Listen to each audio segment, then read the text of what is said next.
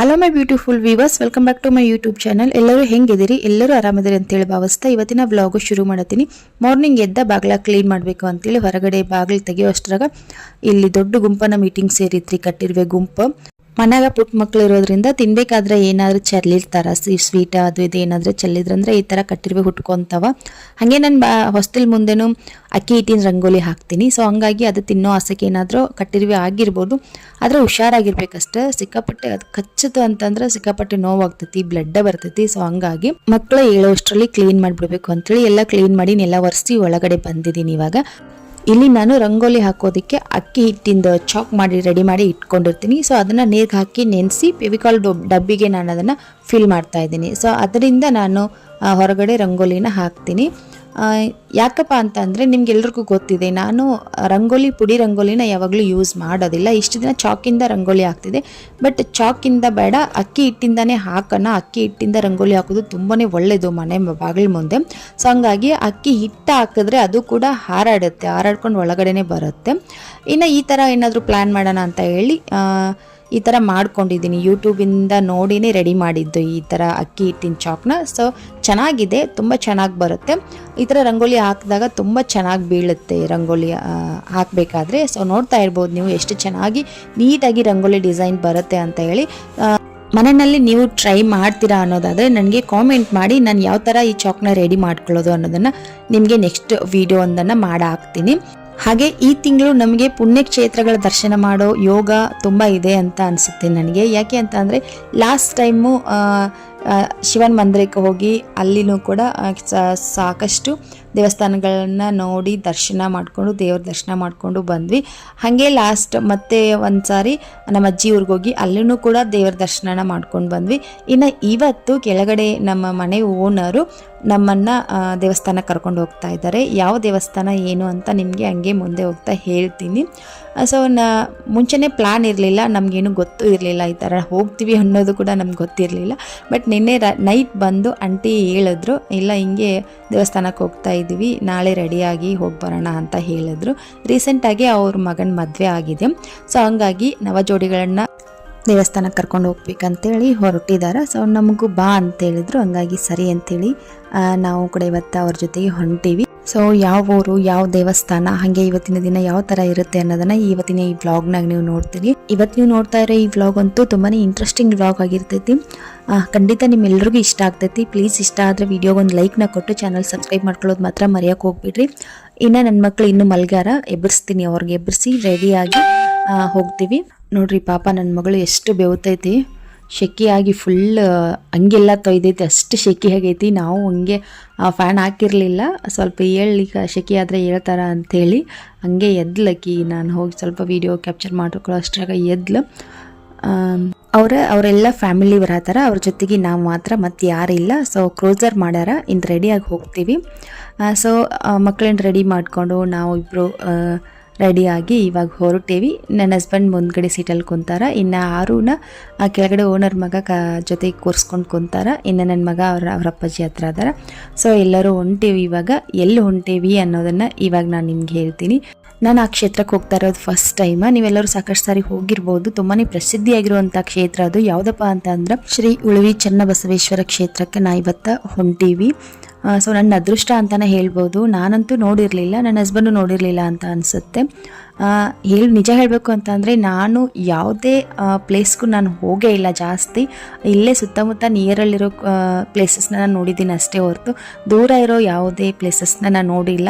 ನಾನು ಟೂರು ಕೂಡ ಮಾಡಿಲ್ಲ ನನ್ನ ಲೈಫಲ್ಲೇ. ಸೊ ಇತ್ತೀಚೆಗೆ ತಾನೇ ನಾನು ಕೆಲವೊಂದಿಷ್ಟು ಪ್ಲೇಸಸ್ಗೆ ಹೋಗ್ತಾ ಇದ್ದೀನಿ. ಅದೇನೋ ಹೇಳ್ತಾ ಇರ್ತಾರೆ, ಹಿರಿಯರು ಹೇಳ್ತಾ ಇರ್ತಾರೆ, ಯಾವುದೇ ಒಂದು ಜಾಗಕ್ಕೆ ಹೋಗಬೇಕು ಅಂತ ಅಂದರೆ ಋಣಾನುಬಂಧ ಇರಬೇಕಂತೆ. ಸೊ ಆ ಋಣಾನುಬಂಧ ನನಗಿನ್ನೂ ಒದಗಿ ಬಂದಿಲ್ಲ. ಸೊ ಹಿಂಗೆ ಟೈಮ್ ಬಂದಾಗ ಬಂದಾಗ ಹೋಗಿ ನೋಡ್ತಾ ಇರ್ತೀನಿ ಅಷ್ಟೇ. ಈ ಒಂದು ತಿಂಗಳಲ್ಲಿ ನಾನು ಸ್ವಲ್ಪ ಓಡಾಡಿದ್ದೀನಿ ಅಂತಲೇ ಹೇಳ್ಬೋದು. ಸೊ ಇವತ್ತು ನಮ್ಮ ಮನೆ ಓನರು ಕರ್ಕೊಂಡು ಹೊಂಟಾರ ಅಂತೇಳಿ ನಾವು ಇವತ್ತು ಹೊಂಟೀವಿ. ಸೊ ನನ್ನ ಮಗ ನನ್ನ ಹತ್ರಕ್ಕೆ ಬಂದ. ಮುಂದ್ಗಡೆ ಸ್ವಲ್ಪ ಅವನಿಗೆ ಮಲ್ಗೋಕ್ಕೆಲ್ಲ ಅವಕಾಶ ಆಗ್ತಾಯಿಲ್ಲ, ನನ್ನ ಹಸ್ಬೆಂಡ್ ತೊಡೆ ಮೇಲೆ ಮಲ್ಗೋಕ್ಕಾಗ್ತಾಯಿಲ್ಲ. ಸೊ ಹೋಗ್ತಾ ದಾರಿನಲ್ಲಿ ಒಂದು ನದಿ ಹರಿತಾ ಇತ್ತು. ಯಾವ ನದಿ ಏನು ಅಂತ ಗೊತ್ತಿಲ್ಲ. ನಾನು ನಿಮ್ಗೆ ಆಲ್ರೆಡಿ ಹೇಳಿದ್ದೀನಿ, ನಾನು ಯಾವ ಪ್ಲೇಸ್ಗೂ ಹೋಗಿಲ್ಲ, ದೂರ ಪ್ಲೇಸ್ಗೆ ಹೋಗಿಲ್ಲ ಯಾವುದೇ ಸ್ಥಳಗಳಿಗಂತ ಹೇಳಿ. ಸೊ ಹಂಗಾಗಿ ಇಲ್ಲೊಂದು ವಿಶಾಲವಾಗಿರೋ ನದಿ ಹರಿತಾ ಇದೆ. ತುಂಬ ಇಷ್ಟ ಆಯಿತು. ಇಲ್ಲಿ ಹೋಗ್ತಾ ಹೋಗ್ತಾ ನನಗಂತೂ ಈ ಪ್ಲೇಸ್ ತುಂಬಾನೇ ಇಷ್ಟ ಆಯಿತು. ದೊಡ್ಡ ಎಲಿ ಎಷ್ಟು ದೊಡ್ಡದೈತೆ ನೋಡ್ಲಾ, ಇಂಥವು ಊರಾಗ ಇರಂಗಿಲ್ರಿ.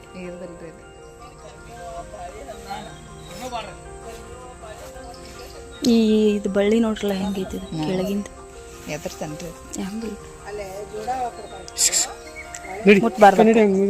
ಬರ್ಬೇಕಲ್ರಿ ಅದಕ್ಕೆ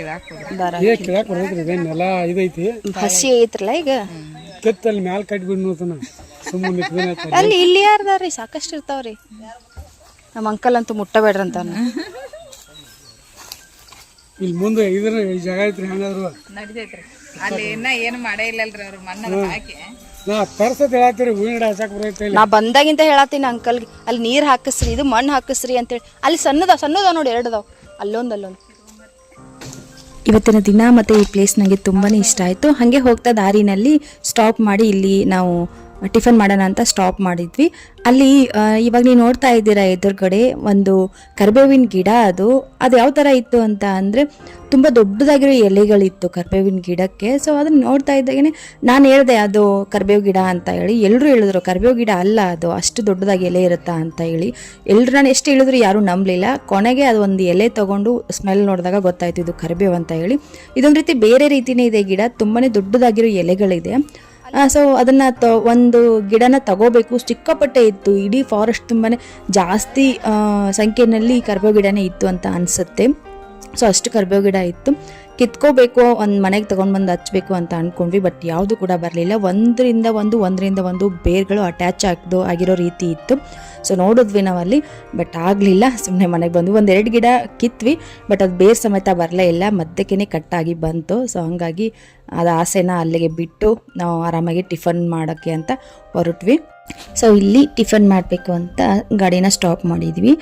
ದಾಂಡೇಲಿ ಮತ್ತು ಉಳ್ವಿ ಮಧ್ಯದಲ್ಲಿ ಇದು. ನನಗೆ ಇಲ್ಲಿ ಸುತ್ತಮುತ್ತ ಇರೋ ಊರುಗಳಾಗಲಿ ಅಥವಾ ಎಷ್ಟು ಮಧ್ಯೆ ಡಿಸ್ಟೆನ್ಸ್ ಇದೆ, ಯಾವುದು ಏನು ಅಂತ ಯಾವುದು ಕೂಡ ನಂಗೆ ಗೊತ್ತಿಲ್ಲ. ನಾನು ನಿಜ ಹೇಳ್ತೀನಿ, ಜಾಸ್ತಿ ಕ್ವೆಶನ್ ಕೇಳೋಕ್ಕೆ ಹೋಗಬೇಡಿ ಅದು ಇದು ಅಂತ ಹೇಳಿ.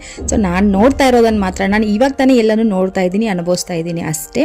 ಸೊ ದಾಂಡೇಲಿ ಮತ್ತು ಉಳ್ವಿ ಮಧ್ಯದಲ್ಲಿ. ಇನ್ನು ಉಳ್ವಿ ಒಂದು 30 ಕಿಲೋಮೀಟರ್ಸ್ ಇದೆ. ಅಲ್ಲಿ ಒಂದು ಬೋರ್ಡ್ ಇತ್ತು, ಅದನ್ನು ನೋಡಿದ್ದೆ ಅಷ್ಟೇ. ಸೊ ಅಲ್ಲಿ ಟಿಫನ್ ಮುಗಿಸ್ಕೊಂಡು ತಿರ್ಗಾ ನಾವು ಮತ್ತೆ ಉಳ್ವಿಗೆ ಹೊರಡ್ತಾ ಇದ್ವಿ. ಇವಾಗ ನಾವು ಹೊರಟಿದ್ದು ಬೆಳವಡಿಯಿಂದ. ಸೊ ದಾಂಡೇಲಿ ದಾಟ್ಕೊಂಡು ನಾವು ಉಳ್ವಿಗೆ ಹೋಗಬೇಕು. ದಾಂಡೇಲಿ ದಾಟ್ತಾ ಇದ್ದಾಗೇ ಫುಲ್ ಫಾರೆಸ್ಟ್ ಏರಿಯಾನೇ ಶುರು ಆಗುತ್ತೆ.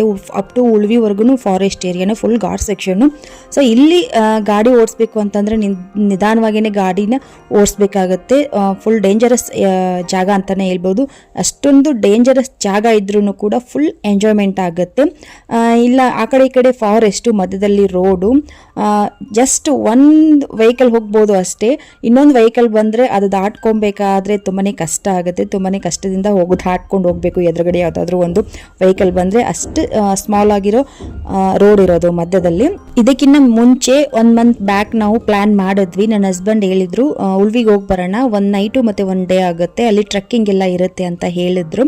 ಸೊ ಬಟ್ ಆ ಪ್ಲ್ಯಾನು ಕ್ಯಾನ್ಸಲ್ ಆಗಿತ್ತು. ಸೊ ಹೋಗೋಕ್ಕಾಗಿರಲಿಲ್ಲ. ಅದು ಇವಾಗ ಕೋಡ್ ಬಂತು. ಈ ಥರ ಹೋಗಬೇಕು ಅಂತ ಬಾನೇಲಿ ಬರೆದಿತ್ತು ಅಂತ ಅನಿಸುತ್ತೆ. ಸೊ ಹಂಗಾಗಿ ಹೋಗ್ತಾ ಇದ್ದೀವಿ, ಅದು ಬೇರೆ ವಿಚಾರ. ಇನ್ನು ನಮ್ಮ ಮಹಿಳಾ ಮನೆಗಳು ಬಸ್ಸಲ್ಲಿ ಹೋಗಬೇಕು ಅಂತ ಸುಮಾರು ಜನ ಪ್ಲಾನ್ ಮಾಡ್ತಾ ಇರ್ತೀರಾ. ಬೈಲಹೊಂಗಲದಿಂದ ಉಳ್ವಿ ಕ್ಷೇತ್ರಕ್ಕೆ ಬಸ್ ಇದೆ.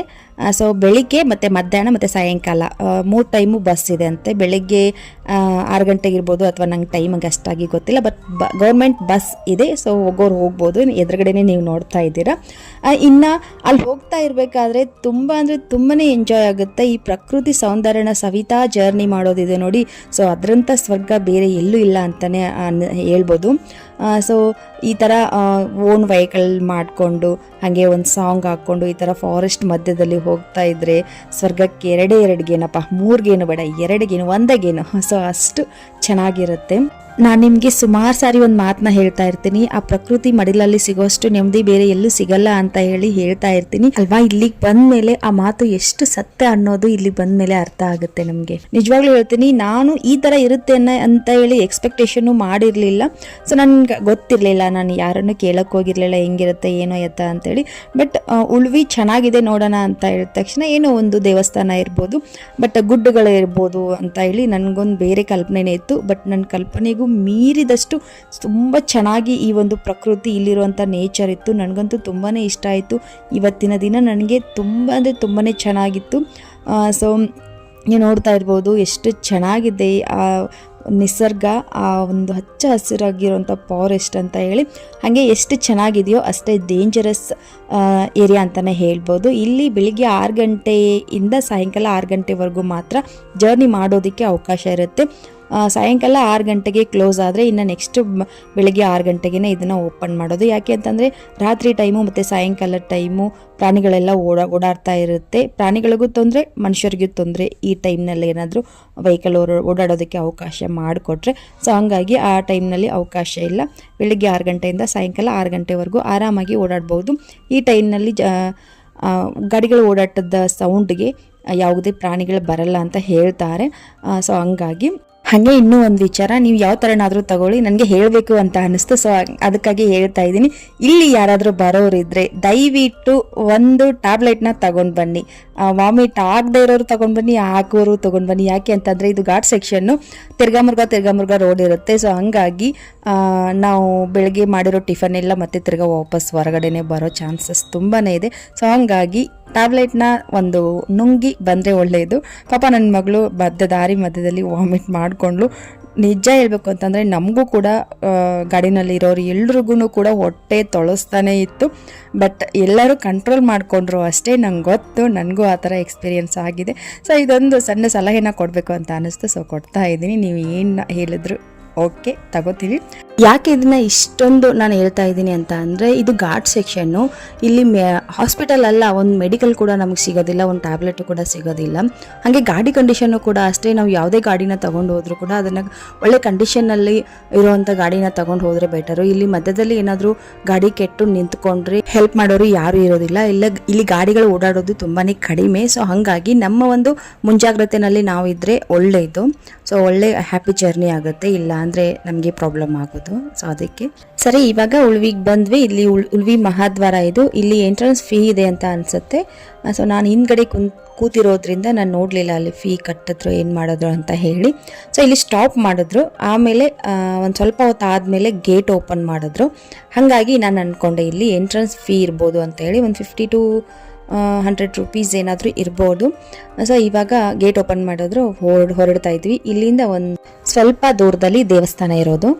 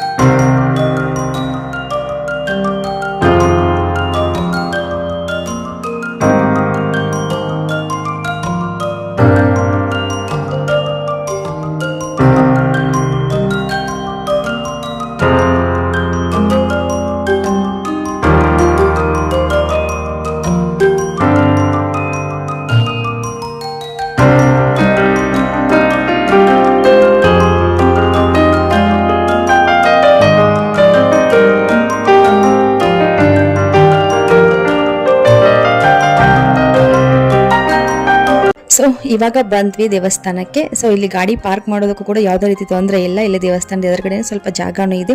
ಹಾಗೆ ನೀವು ಎದುರುಗಡೆ ನೋಡ್ತಾ ಇರೋದು, ಇಲ್ಲಿ ಸ್ಟೇ ಮಾಡೋದಕ್ಕೂ ಕೂಡ ಅವಕಾಶ ಇದೆ. ರಾತ್ರಿ ಎಲ್ಲ ಬಂದು ಸ್ಟೇ ಮಾಡಿ ಮಾರ್ನಿಂಗು ಅಭಿಷೇಕ ಎಲ್ಲ ಮಾಡಿಸ್ತಾ ಇರ್ತಾರೆ ನೋಡಿ. ಸೊ ಅವರಿಗೆ ಅವಕಾಶ ಇರುತ್ತೆ. ಸೊ ಅಲ್ಲಿ ಸ್ವಲ್ಪ ಇಂತಿಷ್ಟು ಅಂತ ಹೇಳಿ ಅಮೌಂಟ್ ಏನಾದರೂ ಇರ್ಬೋದು. ಸೊ ದೇವಸ್ಥಾನಕ್ಕೆ ಬಂದು ಇಳ್ಕೊಂಡ್ವಿ. ನನ್ಗೆ ಇಳಿತಾ ಇದ್ದಾಗೇನೆ ದೇವಸ್ಥಾನ ನೋಡ್ತಾ ಇದ್ದಾಗೇನೆ ವಾವ್ ಅಂತ ಅನ್ನಿಸ್ತು. ಅಷ್ಟು ಚೆನ್ನಾಗಿದೆ ದೇವಸ್ಥಾನ. ನನಗಂತೂ ತುಂಬಾ ಇಷ್ಟ ಆಯಿತು ಈ ದೇವಸ್ಥಾನ. ಸೊ ನಾನು ಫಸ್ಟ್ ಟೈಮ್ ಬಂದಿರೋದು. ಹಾಗೆ ದೇವಸ್ಥಾನದ ಎದುರುಗಡೆನೆ ಕಾಯಿ, ಕರ್ಪೂರ, ಆಮೇಲೆ ಹಣ್ಣು, ಹೂವು ಎಲ್ಲನೂ ಇದೆ. ದೇವರಿಗೆ ನಾವು ಏನು ಅರ್ಪಿಸ್ಬೇಕು ಅದೆಲ್ಲನೂ ಇದೆ. ನಮಗೇನು ಬೇಕೋ ಅದನ್ನು ತಗೊಂಡು ನಾವು ದೇವಸ್ಥಾನಕ್ಕೆ ಹೋಗಿ ದೇವರಿಗೆ ಅರ್ಪಿಸಿ ನಾವು ಕೋರಿಕೆಗಳನ್ನು ಚೆನ್ನಬಸವೇಶ್ವರ ಸ್ವಾಮಿಯ ಪಾದಕ್ಕೆ ಅರ್ಪಿಸಿ ಭಕ್ತಿಯಿಂದ ಅವರ ಆಶೀರ್ವಾದನ ತಗೊಂಡು ಬರ್ತಾ ಇರೋದಷ್ಟೇ. ಇವಾಗ ನೀವು ನೋಡ್ತಾ ಇರೋದು ದೇವಸ್ಥಾನದ ಎಂಟ್ರನ್ಸು. ಸೊ ದೇವಸ್ಥಾನದ ಎಂಟ್ರೆನ್ಸಲ್ಲಿ ಇದ್ದೀವಿ ನಾವು ಇವಾಗ. ಪಾಪ ನನ್ನ ಮಗಳು ನೋಡಿ, ಪಾಪ ಎಲ್ಲ ಟಿಫನ್ ಮಾಡ್ಕೊಂಡಿತ್ತು, ಬಟ್ ಎಲ್ಲ ಗಾಡಿನಲ್ಲಿ ತಿರ್ಗಾ ವಾಪಸ್ ಬಂತು, ವಾಮಿಟ್ ಮಾಡ್ಕೊಂಡು ಬಿಟ್ಲು. ಸ್ವಲ್ಪ ಸೊನ್ನಪ್ ಕುಡಿತಾ ಇದ್ದಾಳೆ. ಇನ್ನು ಪಕ್ಕದಲ್ಲೇ ಕಾಲು ತೊಳೆಯೋದಕ್ಕೆ ಟ್ಯಾಂಕ್ ಕೂಡ ಇದೆ. ಸೊ ಅಲ್ಲಿ ಕಾಲು ತೊಳೆದು ಇವಾಗ ದೇವಸ್ಥಾನದ ಒಳಗಡೆ ಹೋಗ್ತಾ ಇದ್ದೀವಿ.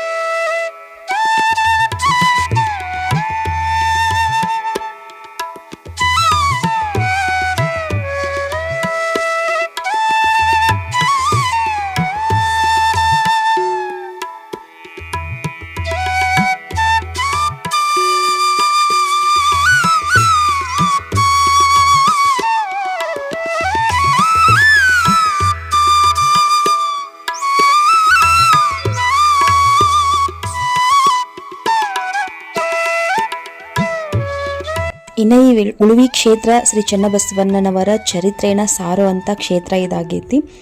ಶ್ರೀ ಚನ್ನಬಸವಣ್ಣನವರು ತಮ್ಮ 25ನೇ ವಯಸ್ಸಿನಲ್ಲಿ ಜೀವಂತ ಸಮಾಧಿಯಾದ್ರಂತೆ. ಸೊ ಅದೇ ಇವಾಗ ಶ್ರೀ ಚನ್ನಬಸವೇಶ್ವರ ದೇವಸ್ಥಾನ ನಾವು ಬಂದಿರೋದು. ಉತ್ತರ ಕನ್ನಡ ಜಿಲ್ಲೆ ಜೊಯ್ಡಾ ತಾಲೂಕು ಶ್ರೀ ಚನ್ನಬಸವೇಶ್ವರ ಉಳುವಿ ಕ್ಷೇತ್ರ. ಸೊ ಇವಾಗ ದೇವಸ್ಥಾನದ ಒಳಗಡೆ ಬರ್ತಾ ಇದ್ದೀವಿ.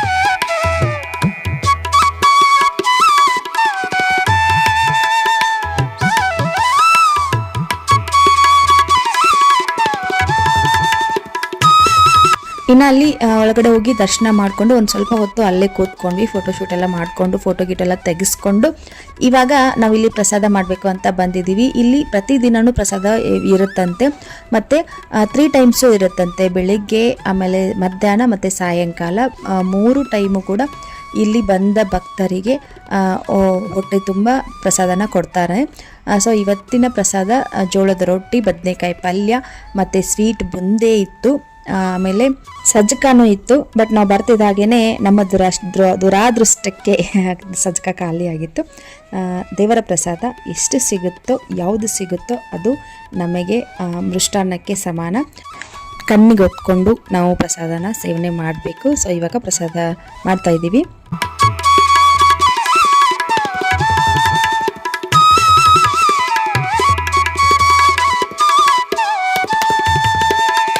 ಸೊ ಇವಾಗ ಪ್ರಸಾದ ಮುಗಿಸ್ಕೊಂಡು ಬಂದ್ವಿ.